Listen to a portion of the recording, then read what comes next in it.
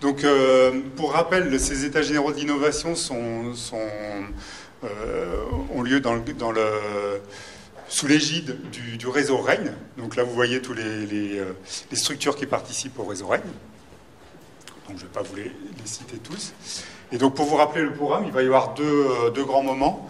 Un moment donc, sur des focus sur des initiatives innovantes d'interaction positive, donc, par rapport pour essayer de recréer du lien entre agriculture et société. Donc là, il y aura Natacha Elia, Lilia Mzali, Pierre Benoît et Gérard Humeau, et puis Antoine Touvenin, qui vous feront des présentations. Ce ne sera que quelques exemples, mais des exemples d'initiatives. Et puis on aura un deuxième temps sur une table ronde, donc avec Christian Dagneau, Philippe Bardet. Malheureusement, il n'y aura pas Jean-Philippe Branger, là, qui a eu des soucis de santé, donc il nous a informé hier qu'il ne pourrait pas être parmi nous. Mais voilà, on pourra échanger. Donc cette deuxième partie, en plus on n'est pas très nombreux, donc voilà, ça permettra d'être un peu plus interactif, notamment sur cette partie-là. Mais sur la première partie aussi, n'hésitez pas après de poser des questions après chaque intervention.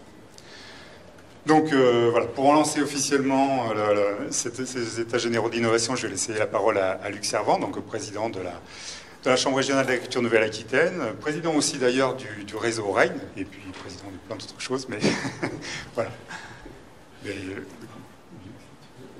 Merci Pascal pour ces mots d'introduction. Bonjour à toutes et tous. Donc effectivement, cette idée de pouvoir aborder en parallèle du salon un sujet avec un certain recul, un sujet plus transversal peut-être, en lien avec l'agriculture. Je crois qu'on le maintient tous les ans, et comme le disait Pascal, on en est à la 10e édition. C'est aussi regarder un peu, prendre un peu des perspectives, ou regarder un peu l'avenir, et voir quelles sont aujourd'hui les innovations qui existent par rapport aux questions que se pose l'agriculture, des questions qui évoluent très vite, on le voit quand même tous les ans, une actualité qui évolue très vite, des crises qui peuvent arriver, d'autres événements qui arrivent et qui imposent à l'agriculture de se remettre en cause tous les ans, alors qu'on sait que l'innovation, elle doit pouvoir anticiper un peu tout ça, et puis démarrer peut-être avec parfois 10 à 15 ans d'avance. Et donc l'idée de l'aborder tous les ans, c'est de voir est-ce que vraiment on est effectivement, est-ce que les questions qui se posent aujourd'hui ou les travaux qui sont menés seront bien les réponses aux questions à la fois posées aujourd'hui et qui le seront demain.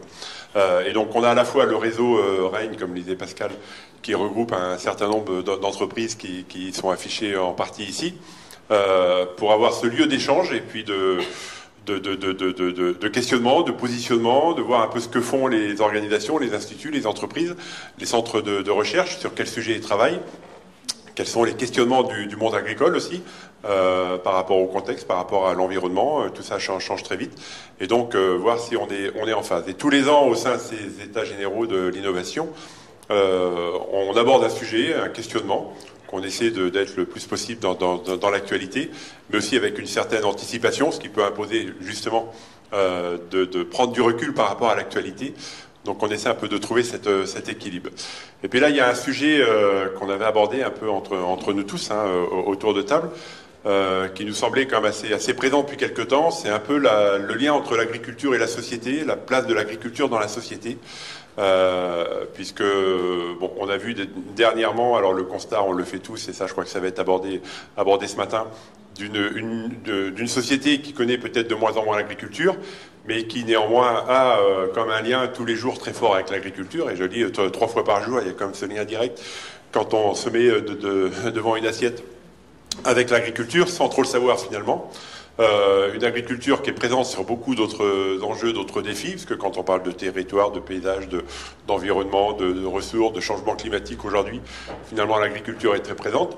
Et donc une société qui est amenée parfois à se positionner, qui émet des avis sur une agriculture qu'elle connaît peut-être moins. Et pour nous, monde agricole, c'est vrai que ça nous interroge aussi, ça nous questionne, puisque quand on est un peu élu, on sait prendre un peu de recul par rapport à tout ça, mais je vois les collègues agriculteurs, ils ont le sentiment parfois d'être mal compris par la société, parce qu'ils entendent tous les jours des positionnements, des articles, les médias qui se prononcent, des personnalités qui se prononcent sur l'agriculture. Ils se sentent un peu tous les jours, très souvent, ils le prennent mal, ils sont attaqués. Et puis on entend aussi des sondages qui disent le monde agricole, vous êtes pratiquement les préférés des Français.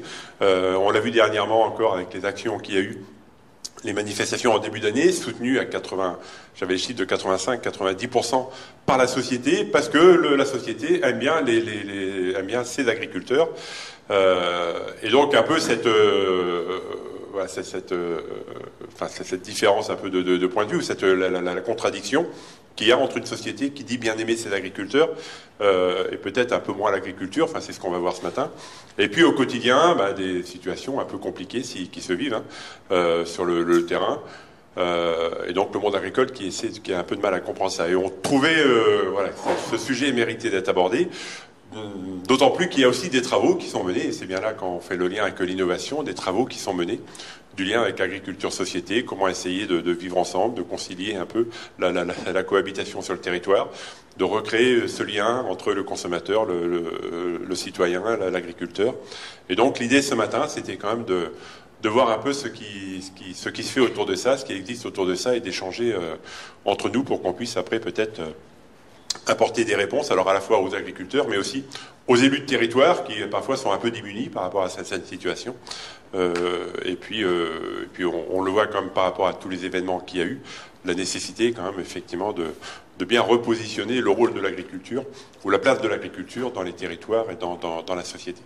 Voilà, donc je remercie en tout cas tous les participants et les intervenants de ce matin pour pouvoir aborder ce sujet, puis en espérant pouvoir alors trouver peut-être des clés de réponse, je ne sais pas, ou peut-être voir sur quel point il faut accentuer la recherche et l'innovation.